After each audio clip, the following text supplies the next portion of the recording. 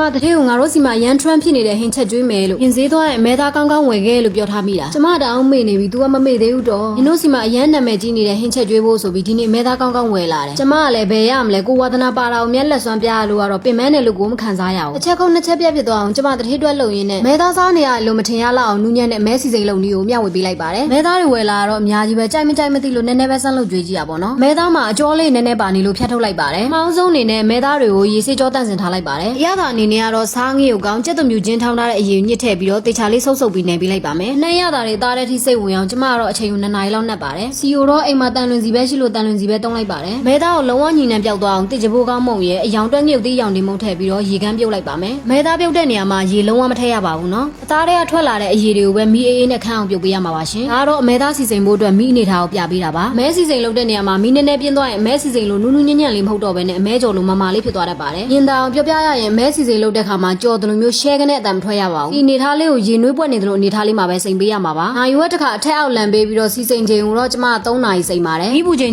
တဲ့ခါမှာပညာသားနည်းနည်းပါဖို့လိုတာလွယ်လို့ကြံတာအားလုံးကလောက်ရတာအရန်လွယ်ပါတယ်။သူ့အသားကဘလောက်တောင်နူးညံ့တယ်လဲဆိုရင်အသက်ကြီးတဲ့သူတွေသွားမကောင်းလို့မဲသားစားခြင်းတောင်စားလို့အဆင်ပြေပါတယ်။သူ့ကိုမွာပြီးတော့ထမင်းစီစံလေးနဲ့ပဲစားပြန်တုပ်ပြီးတော့ပဲစားနူးနူးညံ့ညံ့လေးနဲ့ကိုအရန်စားကောင်းပါတယ်။မဲစီစိန်ရဲ့ထူးခြားချက်ကတော့အမဲကြော်လို့မာတဲ့ဘက်သွားတာမဟုတ်ဘဲနဲ့နူးနူးညံ့ညံ့လေးနဲ့အမဲသားရဲ့မူလအရသာကိုတေချာလေးခံစားရမှာပါ။ဒါပေမဲ့စီစိန်တဲ့ခါမှာတော့အသားကောင်းကောင်းလေးသုံးပေးဖို့လိုပါတယ်။ဘလောက်တောင်နူးညံ့တယ်လဲဆိုရင်တလွာချင်းစီကိုအာမသုံးမဲနဲ့ဖဲ့လို့ရအောင်နူးညံ့ပါတယ်။ရိုးရှင်းလွယ်ကူပြီးတော့အမဲသားကြိုက်တဲ့လူတွေဆိုရင်လုံးဝကိုအကြိုက်တွေးစီမှာပါ။သွားမကောင်းတဲ့လူတွေတောင်စားလို့အဆင်ပြေတာမလို့ဒီနီလန်းလေးတိုင်းလိုက်လှုပ်စားကြည့်လို့ရပါတယ်။အမအိမ်ပြန်ရောက်ရင်ပထမဆုံးလှုပ်ရောက်မဲ့မီနူးကမဲစီစိန်ပဲ။ကျေးဇူးပါရှင်အားလုံးအဆင်ပြေကြပါစေ။ Bye bye